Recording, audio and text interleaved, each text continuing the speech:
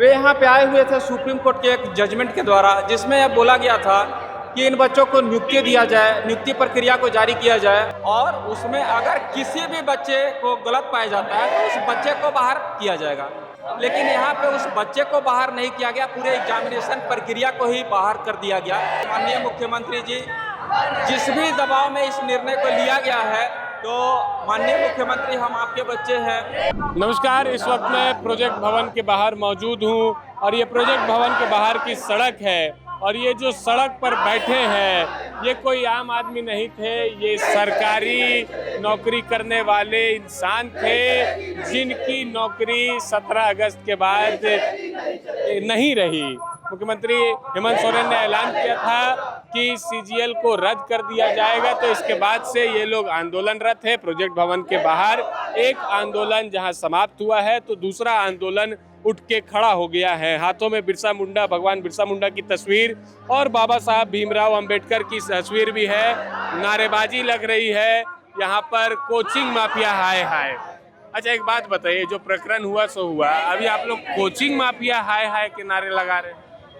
यहाँ पे जो एक कोचिंग का तंत्र डेवलप कर चुका है झारखंड में, जो किसी भी एग्जामिनेशन में एक भीड़ तंत्र, तो यहाँ पे भीड़ तंत्र के द्वारा लोकतंत्र को मतलब भीड़ तंत्र में कन्वर्ट करना चाहता है यहाँ पे।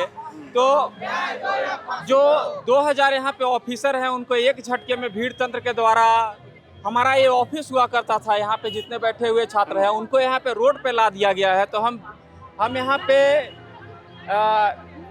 लोकतंत्र का चौथा पिलर आप लोग हैं, इन्हीं लोग से हम चाहते हैं कि अब आप ही लोग न्याय कीजिए।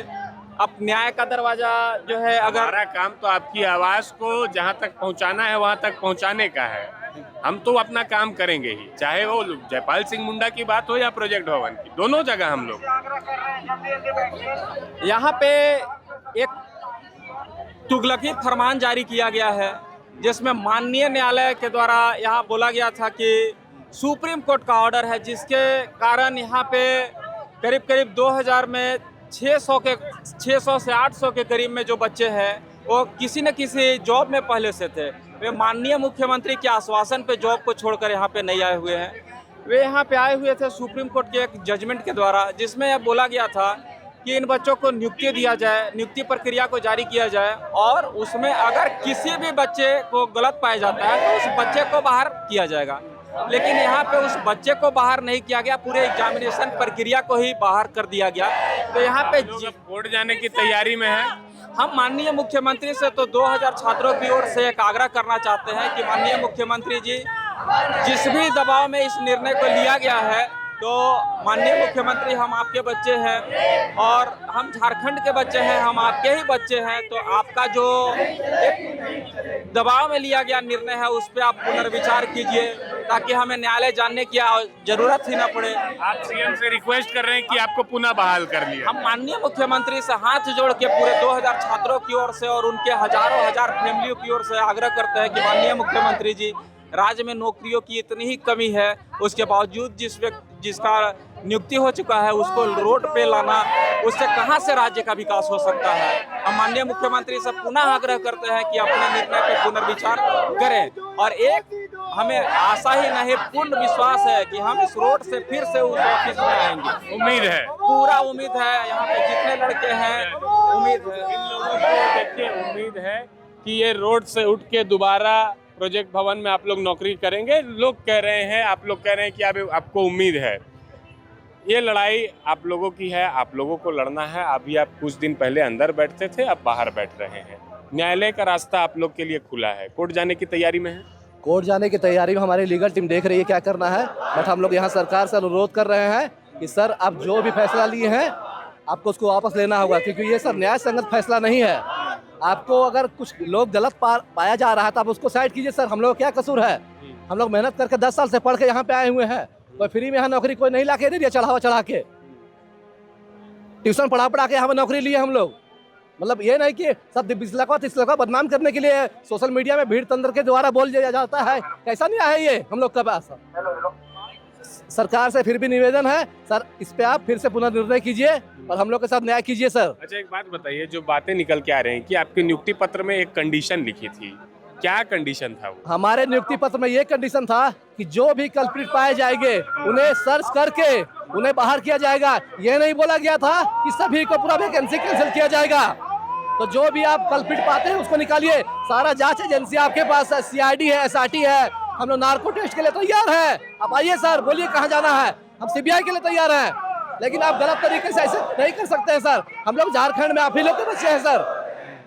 आप सर भीड़ तंत्र के हिसाब से नहीं देख सकते हैं। वो लोग सर कहीं भी एग्जाम होता है तो 2000 बच्चे आएगा सर, तो जो बचेगा 4 लाख वो कहाँ जाए? वो तो बोलेगा ही रद्द कर दे। कोचिंग माफिया का नारा लगाने के पीछे सबसे बड़ा कारण ये है कि कोचिंग माफिया के द्वारा ही एक भीड़ तंत्र को बुलाया गया। और उन लोग का देखिए, भीड़ तंत्र में हमारे छोटे भाई सब भी गए हैं। भीड़ तंत्र को भी छात्र ही हैं। नहीं, छात्र हैं, हम लोग उनके खिलाफ नहीं है। हम लोग भी झारखंड के ही छात्र हैं और हम लोग भी चाहते हैं कि रिफॉर्म आए। रिफॉर्म को लेके कहीं कोई दिक्कत नहीं, लेकिन हमारा कहना ये है कि जो भी आपका टेंटेटिव बच्चा है, जो भी आपका गलत तरीके से, अवैध तरीके से जो भी इस भर्ती में आया हुआ, आप उसको निकालिए ना। पूरा का पूरा सीजीएल को ही रद्द करना क्या सॉल्यूशन है? इस चीज को लेके हम लोग विरोध कर रहे हैं। कोर्ट का वर्डिक्ट है, उसमें कहा गया कि जो कल्प्रिट पाए गए उनके खिलाफ कार्रवाई होनी चाहिए। बस उसी चीज आपके नियुक्ति पत्र में भी यही लिखा है।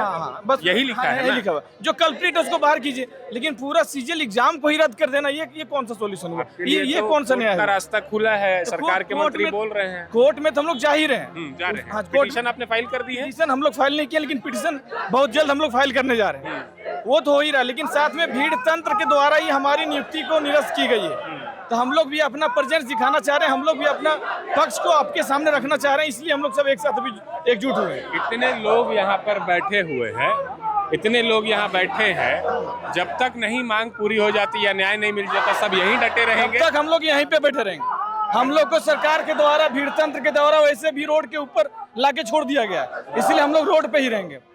और जब तक हम लोग अपना न्याय को नहीं हासिल कर लेते हैं, तब तक हम लोग यहीं पे रहने का काम करें।